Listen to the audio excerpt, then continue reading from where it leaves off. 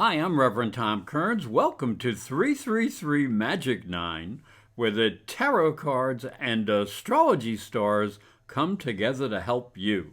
By combining the visual messages of the tarot and the energy of astrology, you can be prepared for the opportunities and the challenges that are coming your way this month.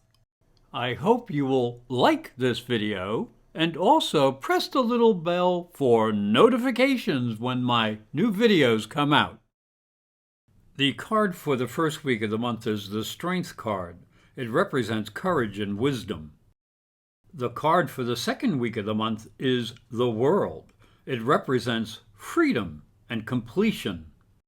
The card for the third week of the month is the Four of Pentacles. It represents holding on and fear of loss. The card for the fourth week of the month is the Ace of Cups.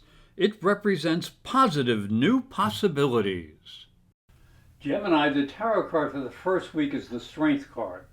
It shows a woman of great confidence closing a lion's mouth.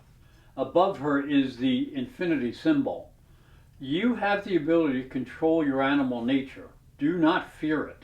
Use the subconscious to incorporate it into your expression. This is the magic of feminine energy. Use its urges in a positive manner, and a powerful woman may come along and help you. Now the month begins with Venus Square Uranus under the light of a full moon. And that is in the sign of Capricorn and your 8th house. And that's the house of sensuality. So this is a very sensitive energy that warns you to be careful in intimate situations or when dealing with joint finances. You must respect what is yours and what belongs to others. Now Venus in the 3rd house will turn on your desire to talk and to travel. But the square to Uranus up in your 12th house warns you to be really careful with what you say. Your values may be different from other people's. And the week ends as the Moon Conjuncts Saturn in Pisces and the 10th house, suggesting you need to keep your nose to the grindstone at work while not ruffling the feathers of a boss. The tarot card for the second week is the World card. It shows a woman dancing surrounded by a wreath and the symbols of the 4 elements of the zodiac. She reminds me of Shiva. One cycle ends so a new adventure can begin. The rewards of hard work may be coming your way in both material and spiritual terms. This is the final card of the major arcana. Now, week 2 begins as Mercury in the 2nd house will oppose Pluto in the 8th, warning you to watch what you say in personal conversations that deal with either intimate or money or financial issues. Secrets must remain secret or you can open up a can of worms. Now this will be important especially since Mars will enter Virgo and your 4th house of emotional foundations. If you seem to be critical or unfeeling towards another, it could cause some real trouble at home. Now the moon will conjunct Uranus in the 12th house of limitations, which suggests you might be better off if you spend some time in quiet and solitude. You may be surprised when you find unexpected answers to any personal problems that you're dealing with. The tarot card for the 3rd week is the Four of Pentacles. This is a card of holding on to what one has earned, but it may also represent a fear of loss. So do be careful with your resources, but ask this question. Do I own what I have, or do my possessions own me? You may need to be more flexible. Now the 3rd week begins with Mercury in Leo in your 3rd house, squaring Jupiter in Taurus in your 12th house. Now this energy suggests that people around you may be stuck in their way of doing things, and that could include you. So be careful what you think, for you may blurt it out and hurt someone's feelings. We all have differing fears and limitations. So listen carefully to your guardian angels and your intuition. The Sun will trine Neptune in the 10th house, and this may help you in career negotiations, especially since the week will end with a thud, as Mars in the 4th will oppose Saturn in the 10th, putting a lot of pressure between home and career responsibilities.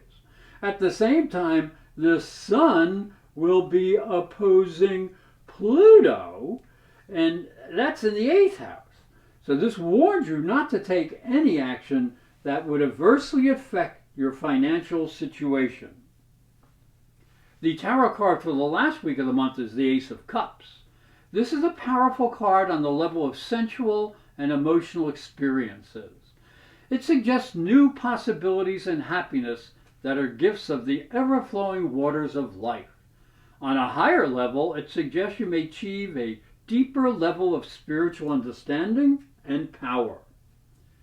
Now the month ends as Mars in the 4th house will be separating from his opposition to Saturn in the 10th.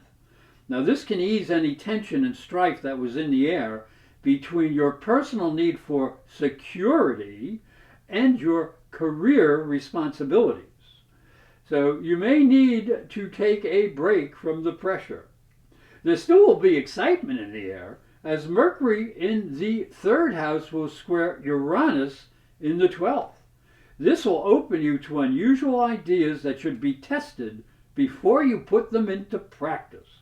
Remember also to think before you speak. Now, lovely Venus may smooth out any communication glitches, as she will join Mercury in the 3rd house. Now, Mercury is communications, the 3rd house is communications. So this can bring a good sense of diplomacy that will help you negotiate out of any tight situations. And it might help you add a little spice or romance into your life. Hi, I'm Reverend Tom Kearns, and this is my story. If you are a spiritual seeker, it may help you on your journey. I believe your spiritual development is as important as your religion. If you look at Christianity, it focuses on the life of Jesus. But Jesus was never a Christian. He was Jewish. If this thought intrigues you, you'll enjoy my new book, Light from Water, Freeing Jesus. It's available on Amazon.com and through fine bookstores. And it may help you on your spiritual journey. Thank you for watching. Thank you for listening. Please like this video, subscribe, and ring the little bell to be notified when new videos come out. And if you'd like to arrange a private psychic and spiritual reading with astrology, just go to my website, internetpsychicreadings.com or professorastrology.com.